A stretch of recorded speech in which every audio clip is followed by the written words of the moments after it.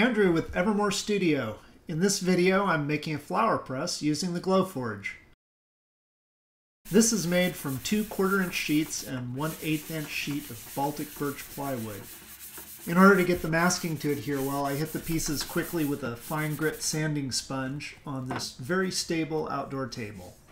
Sandpaper will do too, the sponge was just what was handy. After sanding, I masked both sides of each sheet. This prevented the smoke from cutting and engraving from being deposited on the surface of the wood.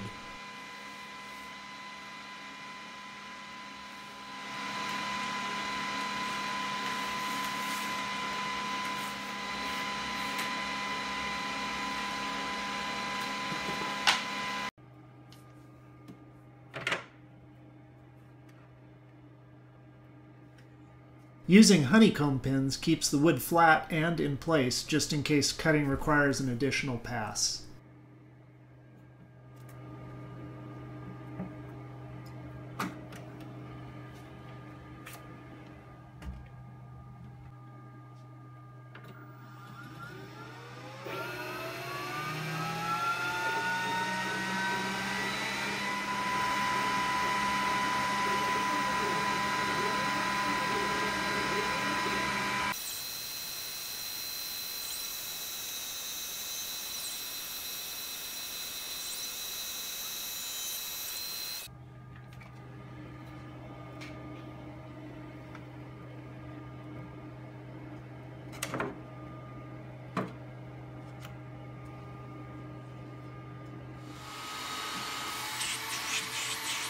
I hit the washer pockets with the shop vac to remove some of the char that might otherwise get in the way or get all over something.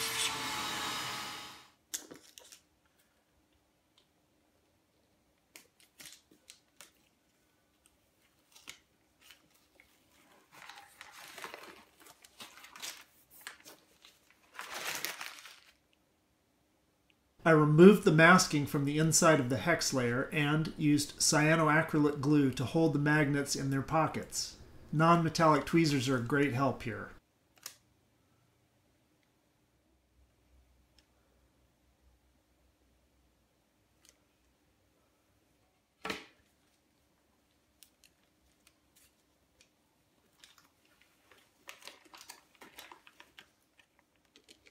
Next, I removed the inner masking and prepped the captive washer layer.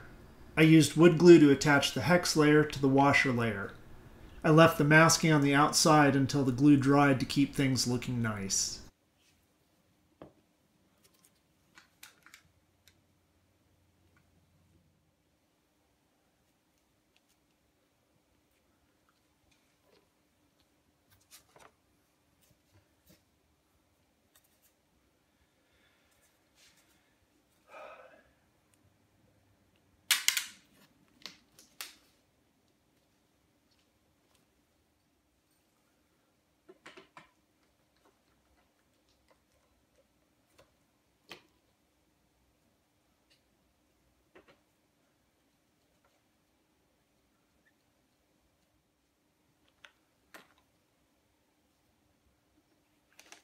I used several bar clamps and a few spring clips to keep the 2 layers in good contact and left it to dry for about 24 hours.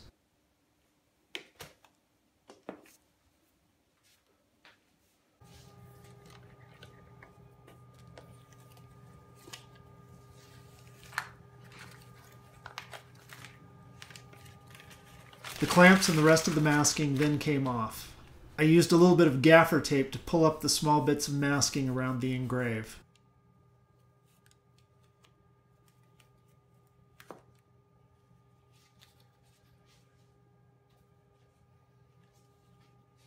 This pulled up the wood grain a little, so I made a quick sanding pass to smooth it back down.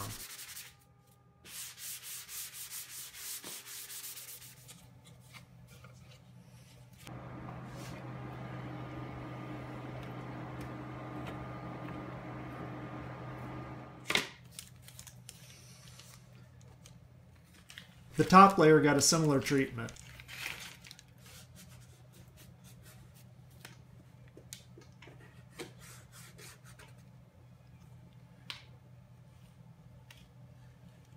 You can really see how much smoke deposit the masking prevented as I removed the bits around the engrave with the gaffer tape.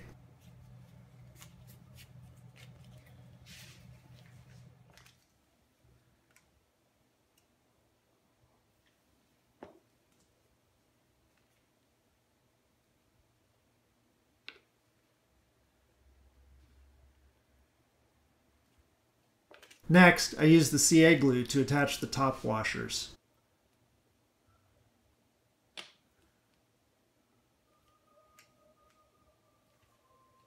Laser cutting cardboard is not super exciting to watch, but I paid close attention while cutting each of these pieces.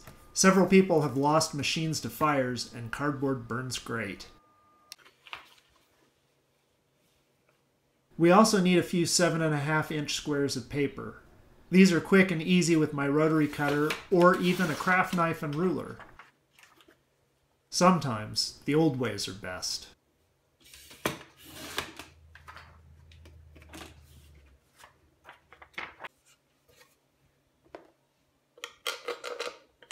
Then it was time to put everything together. Notice how the magnets keep the bolts in place.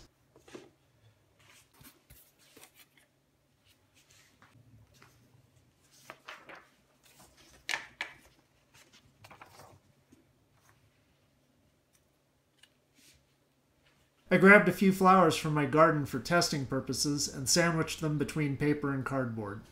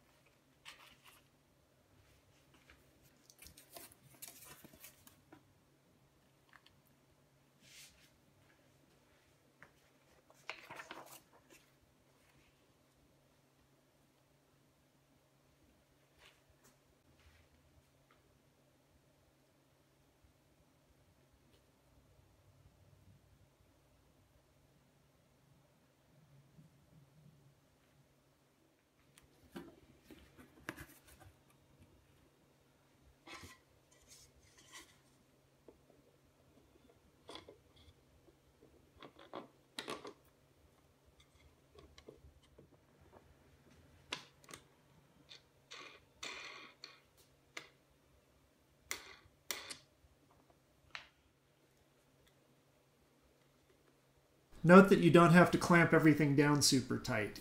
In fact, if you over tighten, you will notice the tops start to bend around the cardboard stack. That's a sign that you're on your way to breaking it, so stop and back off a little.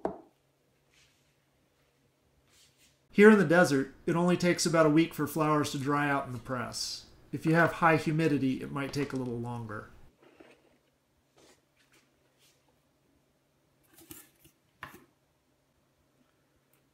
If you'd like to make your own flower press like this one, all of the pattern files, machine settings, and other notes are over on the Evermore Studio site. I'll put a direct link to the post in the show notes. If you enjoyed this and want to see me do more stuff like this, subscribing to the channel and liking this video are good ways to encourage me. Thanks for watching, and happy pressing!